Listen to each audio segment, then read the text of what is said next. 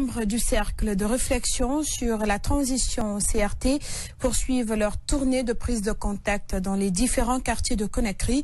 Après Ratoma, la semaine dernière, ces jeunes leaders issus des organisations de la société civile viennent d'être reçus à bras ouverts par les populations de la commune de Kaloum, Aïssa Touba et Buntourabi Keïta.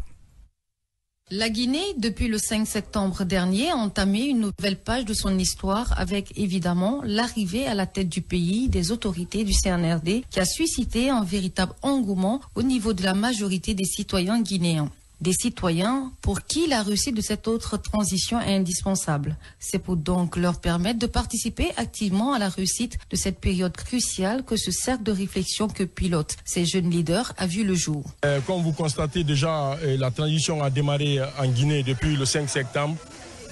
Et les citoyens à la base ont leur mot à dire, mais il n'y avait pas le cadre idéal qui peut permettre à la population, les citoyens à la base, de s'exprimer, de donner leur avis et de faire des propositions par rapport à la transition.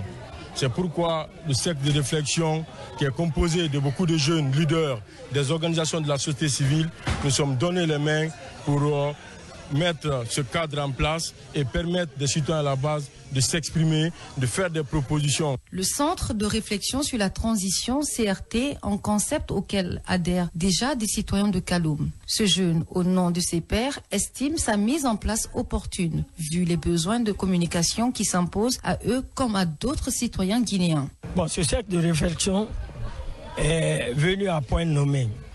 C'est-à-dire on était là, chacun voyait vraiment les tares ou disons des manquements de la transition, mais on n'avait pas un cadre de discussion ou un cadre d'échange. Donc chacun, dans son coin, était en train de ruminer ce qui se passait. Mais grâce à ce cercle, on a pu se retrouver, énumérer les différents problèmes de Kaloum, c'est-à-dire des problèmes concernant des femmes, des jeunes et d'ailleurs toute la population de Kaloum.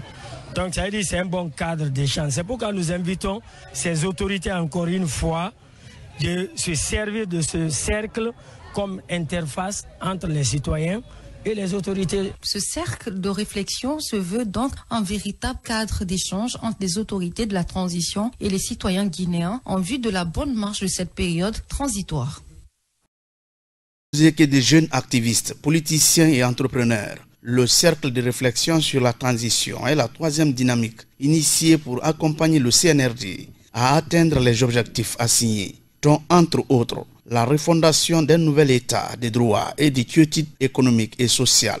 À l'entame de ses propos, le leader de la dite organisation a passé au scanner les transitions précédentes avant de se focaliser sur le cas du CNRD. Rien n'a été obtenu pour le moment.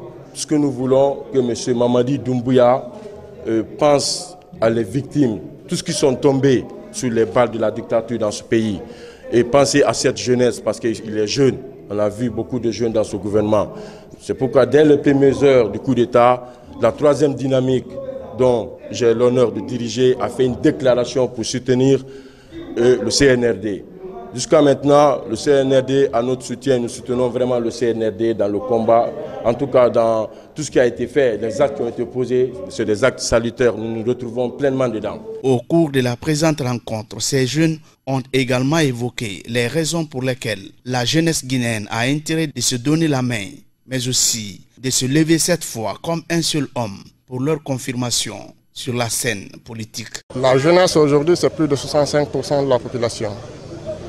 Aujourd'hui, elle a été devant tous les combats de tous les temps et aujourd'hui, elle a un rôle à jouer, un rôle capital. Elle ne doit pas être là à observer que ça dérive, en fait que ça déroute pour qu'elle se lève.